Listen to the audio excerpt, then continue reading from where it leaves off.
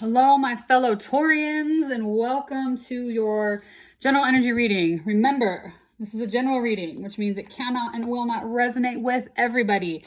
If it does not resonate with you, that is okay. Check out your sun, your moon, and your rising signs. Maybe they will resonate more. And if none of them resonate, it's just not for you. So let's get into the read for my awesome Taurus. I myself am a Taurus sun and a Taurus moon. So this is also for me. All right, what do we got coming up for my beautiful, beautiful earth signs? What has Source got for you? Amazing. Okay. I like it already. Oh, we shall see.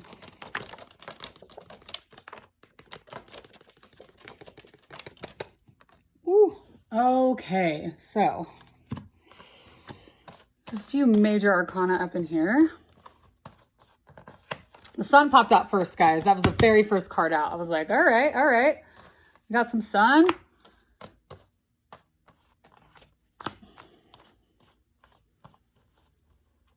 Okay, you guys. All right. So we're going to start with these cards. I will get a few clarifiers, but we're going to start here and see where we're at. Okay. Interesting. All right. First and foremost, sun popped out first. Okay, and we have three major arcana on the board. So we got the sun, we got the high priestess in reverse, we got the emperor upright. So first sun. Okay, so regardless of what else is going on the board, the fact that that's coming out, that signifies good energy, which to me will empower us to get through whatever else is going on. Having that sun is like shining out that bright light onto maybe whatever could be frustrating this week or could be, you know, harder to move through. That sun is going to help power us to move through things. Now we have the high priestess in reverse. Whenever this is in reverse, this is someone who is ignoring their intuition. Okay, there's really amazing intuitive hits that are coming through, and maybe you're hearing them and you're disregarding them, thinking, oh, that doesn't mean anything. But when this is calling us to pay attention more to our intuition. It's there, highly intuitive card.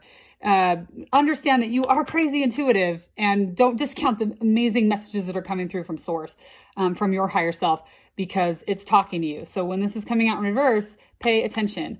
And the Emperor upright, especially with these two back to back, you have like the feminine and the masculine, and she's in reverse and he came out upright. I always look at that as kind of almost an imbalance of a masculine and feminine. So maybe you're sitting more in your masculine energy right now, which is action energy. That's the energy we tap into to get shit done, to work hard. That's our caregiver energy. We are taking care of other people. We are worried about other people. Where the feminine is where you sit back, you allow in. It's the receptive mode. It's the passive mode, and not doormat passive, but just allowing things to happen for you, to come in, for Source to give you things rather than trying to chase it down.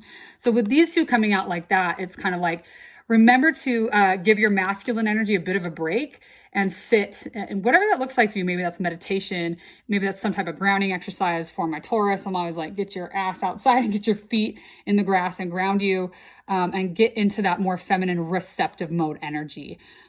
Which, then the progression is over here. We're leading over into the 10 of Cups. We all know that's one of the happiest cards in the deck. We got the Sun, we got the 10 of Cups. These are amazing cards to have on the board. That's very happy. It's very fulfilling. I love that this energy is coming in, but it is being followed by the King of Swords in reverse and the Knight of Swords. So whenever I see the King of Swords in reverse, this is someone who is spinning in their head a lot, because when he is upright, he's very cerebral. He's very stoic. He's not particularly attached to his emotions. But he thinks through his decisions. He does not make brash decisions. When he's in reverse like that, it's like almost like a spinning stories in your head. It's like, just getting caught up in those ideas and kind of making rash decisions, especially being followed by the Knight of Swords, who's so fast action and is arrogant and tends to kind of make rash decisions.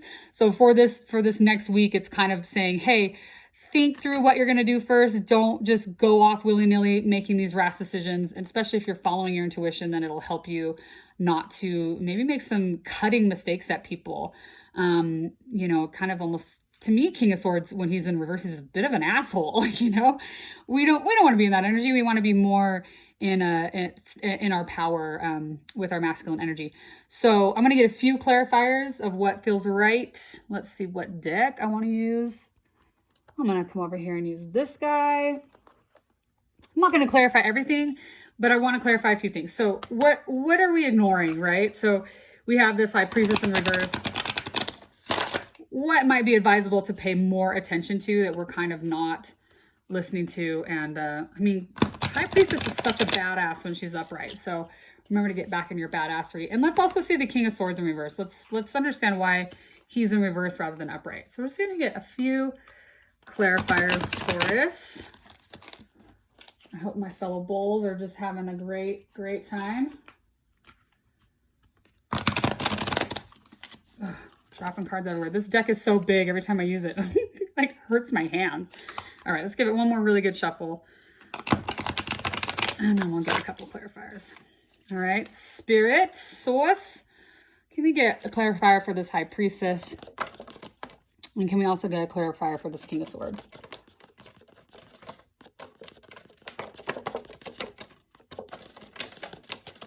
If the cards want to talk. All right, there we go.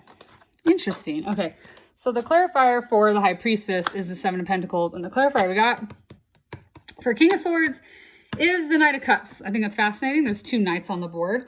So let's go over here first. With this High Priestess, intuitively what we're kind of ignoring, or intuitively what we know we should be doing and we're not paying attention to, it has to do with work. It has to do with harvesting what we've been working really hard for. And, you know, Pentacles, for whenever I have that with Taurus, it's like, all right, our earthly realms, we are an earth sign. Remember to be here. We can get caught up in our emotions, caught up in our mind thoughts, but we're here. We're meant to stay stationed on the ground. So what we could possibly be ignoring intuitive wise has to do with your work life. It has to do with when's it time to strike, right? For the harvest, you know what I mean? And maybe things aren't quite ready to be harvested yet. That's okay.